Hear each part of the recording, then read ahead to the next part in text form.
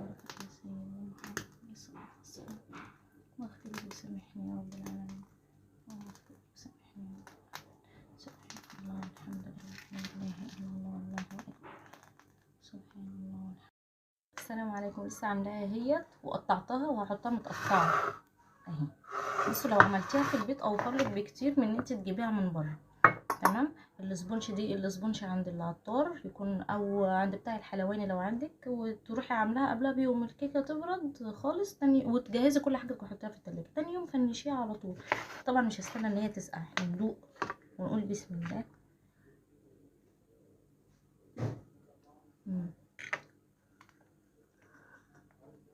اوفر بكتير من بره. تجيبي كريمه لباني، تجيبي كريمه شانتيه ومكعبين شوكولاته من اللي هو من عند العطار او من عند الحلواني بيقطع عادي. في رعايه الله. سلام عليكم.